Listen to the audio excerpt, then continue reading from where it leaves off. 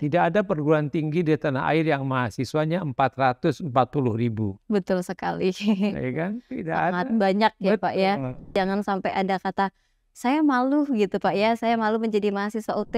Yang sedang kita godok ini adalah bagaimana artificial intelligence itu bisa diintegrasikan ke dalam pembelajaran.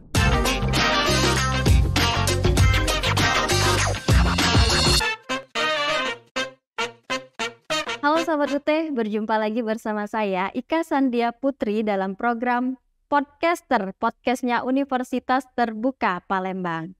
Seperti biasa, sebelum menonton podcast ini lebih lanjut, jangan lupa untuk like, komen, dan subscribe channel YouTube UT Palembang.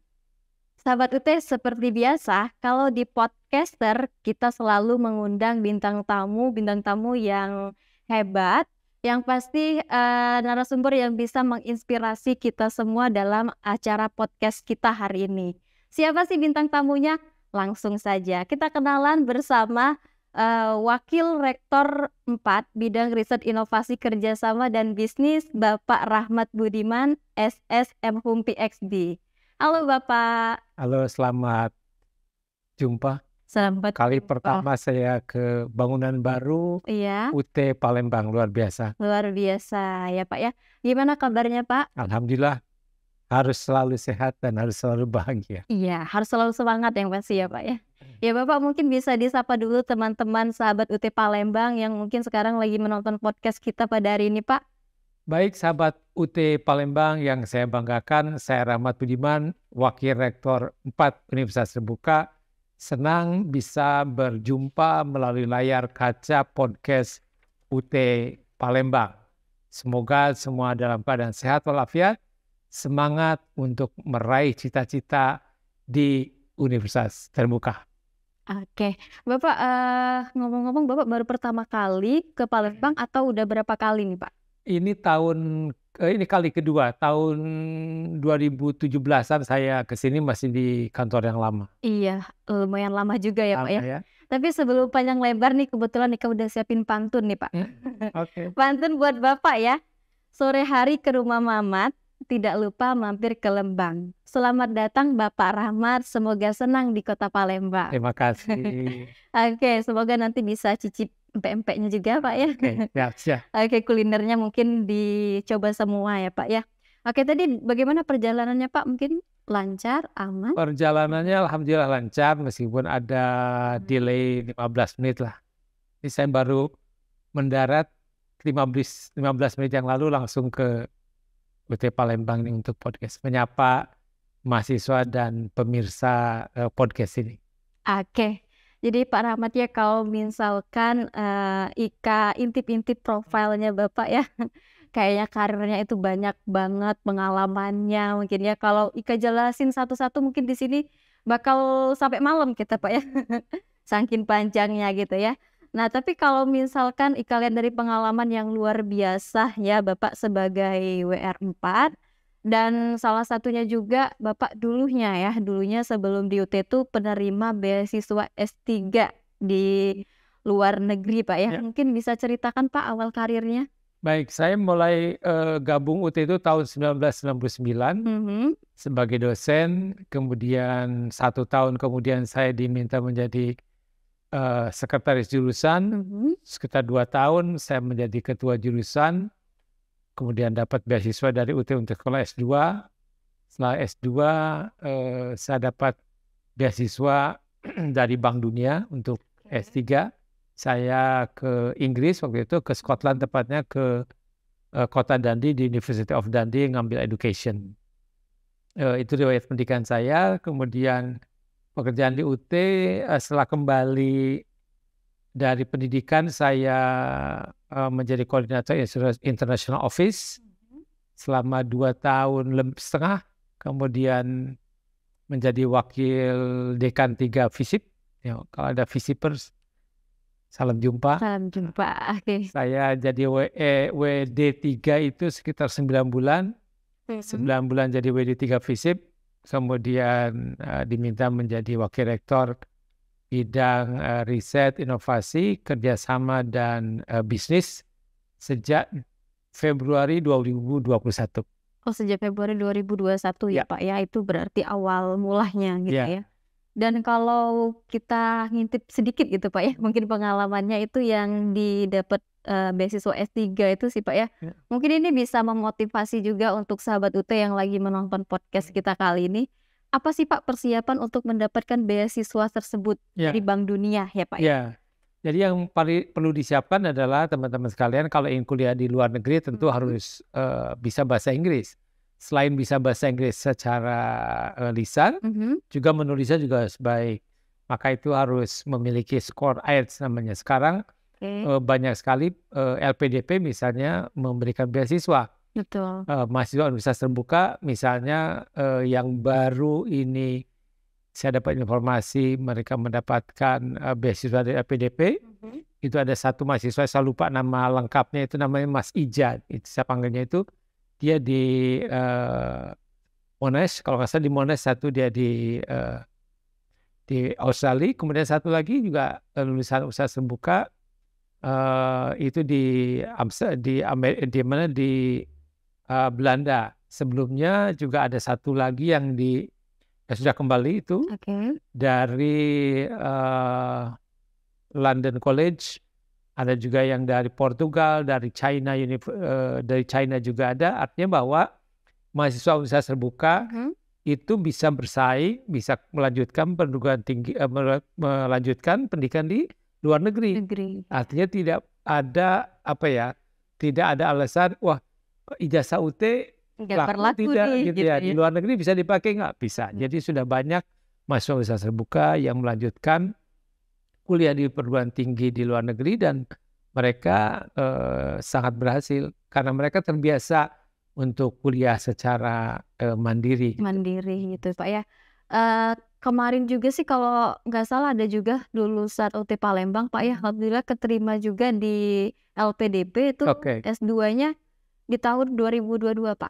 oke, ya, Oke, jadi memang, tidak menutup kemungkinan juga bahwa semuanya itu ada kesempatan. betul, Yang penting mereka, punya rasa ingin ya, Pak, ya. betul, Ingin ingin apa, ingin mencoba sesuatu gitu ya, ingin apa namanya, ingin membuat kita menjadi lebih baik lagi ya, gitu ya. betul.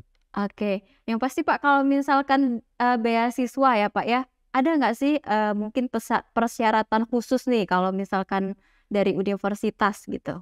Persyaratan khusus itu biasanya hanya terkait dengan bahasa Inggris. Mhm, Selama dia bahasa Inggrisnya bagus, yang ditunjukkan dengan skor IELTS biasanya kan dulu TOEFL ya, dulu TOEFL sekarang betul. IELTS namanya.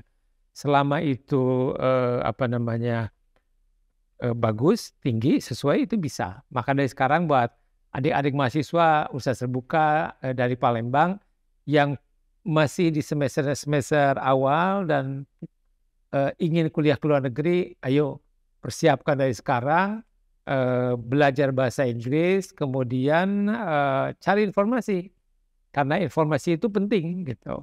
Jadi jangan puas dengan apa namanya meraih S1, masih banyak peluang di luar negeri untuk kita mengembangkan diri. Dan saya yakin mahasiswa universitas terbuka yang sudah terbiasa mengelola cara belajarnya sendiri, mereka bisa survive gitu. Betul sekali. Nah, jadi jangan, langsung patah semangat ya, karena semua ada kesempatan asal kita ingin mencoba. Nah, Pak, seperti yang kita tahu juga, Pak, ya, kita kan sudah resmi ya sekarang sebagai perguruan tinggi negeri berbadan hukum. Hmm, Nah, kira-kira ada nggak sih, Pak, perubahan kebijakan dari WR4 ya, itu mengenai, riset, inovasi kerjasama dan bisnis, Pak? baik, jadi sekarang Mbak Ika, Mhm. setelah UT menjadi PTNBH, maka UT itu memiliki keleluasaan dalam pengelolaan keuangan. Keuangan itu termasuk di dalamnya adalah satuan biaya untuk kegiatan-kegiatan itu kita bisa tentukan sendiri. Kalau Mhm. dulu misalnya untuk pos A misalnya, dananya itu harus memang sama gitu, sekian rupiah. Tetapi setelah menjadi PNBH, kita bisa mengatur sesuai dengan karakteristik kegiatan tersebut. Oleh sebab itu, maka dari kantor 4 kita akan melipat gandakan kegiatan yang terkait dengan marketing. Karena kami tahu bahwa Universitas Terbuka itu juga ada sebagian teman-teman kita, saudara-saudara kita yang belum tahu tentang UT. Maka kita harus melakukan marketing yang sistematis sehingga mereka bisa mengetahui UT dan tertarik di UT. Kemudian yang berikutnya adalah terkait dengan riset. Riset itu kita lipat gandakan, ya kita gandakan dananya, kemudian kita juga akan mendorong riset-riset yang akan melahirkan inovasi. Betul. Ya, misalnya yang sedang kita godok ini adalah bagaimana artificial intelligence itu bisa diintegrasikan ke dalam pembelajaran. Nah, nanti itu mahasiswa bisa memanfaatkan artificial intelligence. Kan kadang-kadang begini, di perguruan tinggi jarak jauh itu, misalnya di Jakarta itu pukul 5 sore. Nah, kemudian di bagian timur itu sudah jam 7. Atau maksudnya ke bagian timur lagi sudah malam. Maka berbantuan artificial intelligence, interaksi antara mahasiswa dengan dosen itu bisa terjalin dengan baik. Kemudian yang berikutnya adalah bahwa kita Universitas Terbuka dengan status baru PTNBA, kita dapat membuka dan menutup program studi yang prosesnya lebih cepat. Betul. Mudah-mudahan ke depan, dalam tahun depan, tahun 2024 kita sudah bisa membuka 2 program studi baru. Oke, semoga langsung 2 program studi ya Pak ya. Betul. Dan harapannya semoga apa yang diinginkan oleh calon mahasiswa kita itu bisa kita penuhi gitu ya Betul. Pak. Terkait program studi juga. Oke, nah kalau tadi terkait riset inovasi ya Pak ya. Mungkin kalau terkait kerjasama nih Pak, ada nggak sih kebijakan atau persyaratan khusus bagi instansi yang ingin bekerja sama dengan kita, Universitas Terbuka? Ya, kerjasama itu kita bagi 2, kerjasama dalam negeri dan kerjasama luar negeri.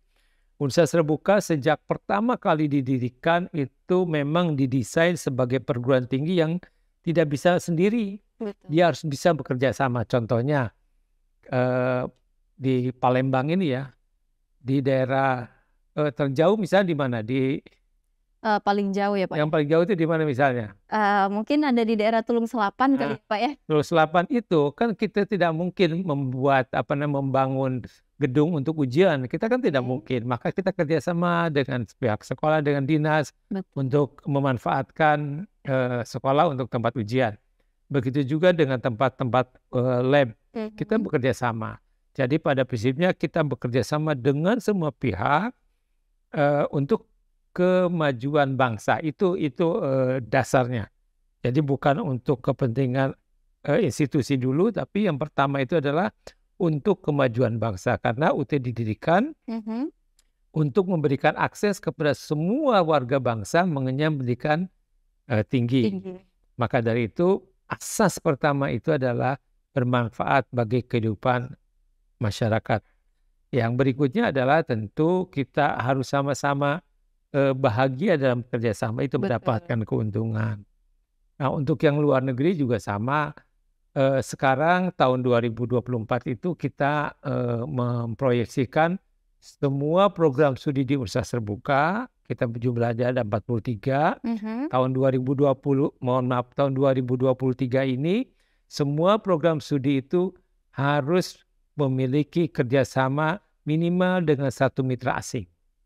Minimal 1 mitra asing. Minimal 1 asing. Oke, itu harus berlakunya dimulai dari 2023 ini ya Pak? Ya, kita akan 2023 itu targetnya. Kalau dimulai sejak beberapa tahun yang lalu, tapi 2023 43 program studi itu harus memiliki minimal 1 kerjasama dengan mitra asing.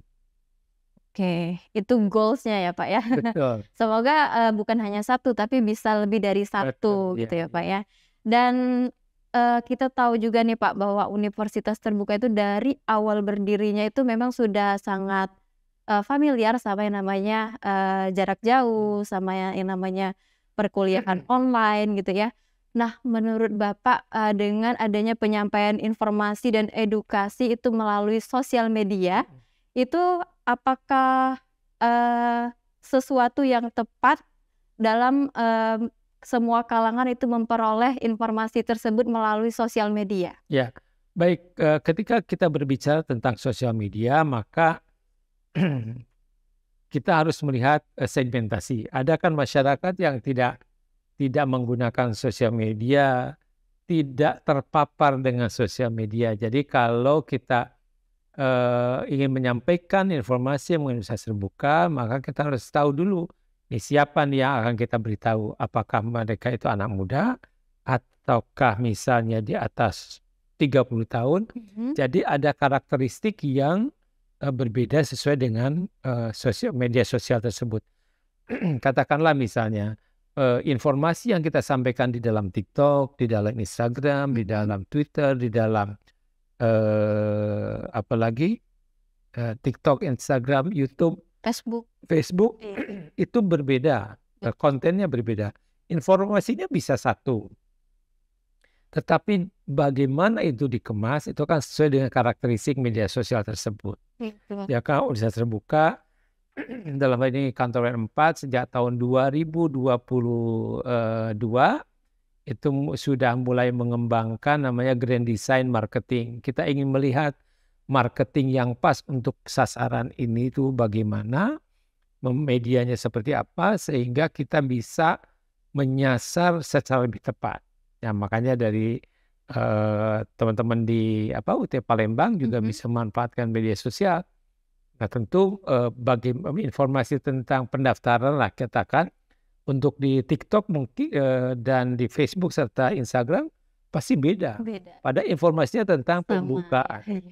Jadi butuh kreativitas yang lebih baik. Artinya kita semakin banyak kita menggunakan sosial media itu, maka semakin banyak juga orang-orang lain itu mendapatkan informasi ya Pak ya. Tergantung dari kalangannya. Kemungkinan Facebook bisa jadi kalangannya itu orang-orang yang mungkin usianya dari 30 ke atas gitu ya. Kemungkinan juga kalau TikTok kebanyakan dari anak-anak muda gitu ya Pak ya. Oke. Nah, kalau kita tadi sudah berbicara tentang sosial media, yang pasti nggak luput dari yang namanya orang banyak gitu ya Pak ya, halayak orang banyak media massa gitu. Nah, tapi ada nggak sih Pak kira-kira kesempatan untuk mahasiswa ini gitu untuk menyampaikan informasi itu melalui Instagram ataupun Facebook gitu, mahasiswanya gitu? Oh ya bagus. Mahasiswa usaha terbuka itu juga bisa membantu ya. Membantu UT itu memperkenalkan usaha terbuka melalui channel media sosial mereka miliki dengan gaya mereka. Tetapi tentu apabila ada hal yang misalnya katakan, wah saya butuh informasi, silakan buka website usaha terbuka. Sehingga informasi yang diberikan di dalam media sosialnya itu juga tepat. Akurat Pak. Akurat. Jadi saya sering mendengar, saya sering melihat di TikTok karena saya sering men-scroll. Iya, kadang-kadang juga banyak mahasiswa UT yang memberikan ulasan mengenai UT dan banyak juga yang bagus itu. Betul. Gitu. Silakan ya mahasiswa untuk berkreasi lah. Berkreasi di situ asal jangan sampai informasinya tidak valid. Betul. Gitu, jadi yang ingin saya garis bawahi buat mahasiswa Universitas Terbuka, Universitas Terbuka itu harus punya kebanggaan menjadi mahasiswa UT. Kemudian tunjukkanlah kebanggaan itu ke halayak ramai. Saya kemana-mana kalau pergi dengan pesawat, saya selalu memakai kaos UT. Di belakangnya ada tulisan besar Universitas Terbuka. Betul. Kalau saya harus pakai jaket, saya pakai jaketnya dan sama tulisannya Universitas Terbuka. Karena itu saya ingin mengedukasi diri saya, mengedukasi mahasiswa bahwa menjadi mahasiswa Universitas Terbuka, menjadi pegawai di Universitas Terbuka adalah suatu hal yang hebat. Tidak ada perguruan tinggi di tanah air yang mahasiswanya 440.000. Betul sekali. Ya kan? Tidak sangat ada. Banyak ya Betul. Pak ya. Apalagi di 2019 lulusan CPNS terbanyak juga. Betul, 2019 CPNS itu ada 9.436. Tahun 2022 bulan 12 gelombang 1 dan gelombang 2 rekrutmen ASN P3K guru, ya untuk guru nih, itu ada 79.000 lebih alumni UT yang diterima. Luar biasa sekali ya Pak ya. Jadi jangan ada minder, wah saya kan Universitas Terbuka. Universitas Terbuka itu hebat, luar biasa. Oke, jadi ya kalau sahabat UT yang lagi menonton podcast kita hari ini, jadi jangan sampai ada kata saya malu gitu Pak ya, saya malu menjadi mahasiswa UT karena mungkin kebanyakan orang tua gitu, atau malah saya takut mengakui karena saya perkuliahannya online, malah justru kita sangat bangga gitu. Di UT, di universitas itu nggak semuanya ada usianya berbeda-beda gitu, beragam gitu, nggak semuanya ada gitu. Oke Pak, ini harapan Bapak ke depannya terhadap Universitas Terbuka gimana nih Pak? Ya, harapan tentu kita bertambah baik, bertambah maju, mahasiswa semakin banyak. Saya ingin menyampaikan setidaknya 3 hal buat mahasiswa. Buat mahasiswa Universitas Terbuka, menjadi mahasiswa Universitas Terbuka adalah mahasiswa yang paling beruntung. Kenapa? Pertama, meskipun kuliahnya di Palembang, kuliahnya ada di Papua, ada di manapun, tetapi diajar oleh dosen-dosen yang keren. Buku-buku ya, modul-modul yang ditulis itu, yang dibaca setiap hari itu penulisnya adalah dosen-dosen terkemuka di perguruan tinggi terkemuka di tanah air. Artinya meskipun kuliahnya di UT, tapi diajar oleh dosen-dosen dari perguruan tinggi yang terkemuka di Indonesia. Yang kedua, mahasiswa Universitas Terbuka itu adalah mahasiswa paling hebat. Kenapa paling hebat? Karena mereka itu belajarnya itu kan diatur oleh sendiri, jadwal belajarnya. Beda kalau tatap muka itu kan ada jam kuliahnya jam 7 sampai 8.30. Mereka harus datang. Mahasiswa UT itu belajarnya harus kesadaran diri. Itu kan luar biasa. Jadi lulus dari Universitas Terbuka itu adalah orang-orang hebat. Yang ketiga yang ingin saya sampaikan buat para bos-bos, employees ya, Pak employers, mohon maaf, employers yang ingin merekrut pegawai, rekrutlah lulusan Universitas Terbuka. Karena apa? Karena lulusan Universitas Terbuka itu adalah orang-orang yang mereka punya inisiatif, yang sudah tidak perlu lagi dibangun inisiatifnya. Mereka, seperti tadi saya katakan, belajarnya harus diatur sendiri, kemudian apabila ada masalah mereka mencari masalahnya, jawabannya sendiri dengan menghubungi dosen, menghubungi teman dan lain sebagainya. Jadi lulusan Universitas Terbuka adalah orang-orang yang memiliki jiwa fighting spirit yang lebih tinggi menurut saya. Komitmennya juga tinggi. Betul. Ya Pak ya, betul. Jadi sahabat UT kita harus tunjukkan ya Pak ya, tunjukkan bahwa kita mahasiswa Universitas Terbuka itu bukan hanya berkomitmen dalam belajar saja, tapi berkomitmen dalam suatu hal gitu ya Pak ya. Dan yang pasti kita harus bangga menjadi mahasiswa Universitas Terbuka Palembang. Oke, Bapak, mungkin kita tutup dulu podcast kita kali ini. Terima kasih Bapak bincang-bincangnya. Terima kasih sudah mampir di ruang podcast kita Pak ya. Sampai ketemu di next podcast selanjutnya ya Pak ya. Oke, terima kasih Bapak. Terima kasih banyak. Oke, kita pamit dari podcast kita hari ini, kita tutup dengan mengakhiri wassalamualaikum warahmatullahi wabarakatuh. Dadah.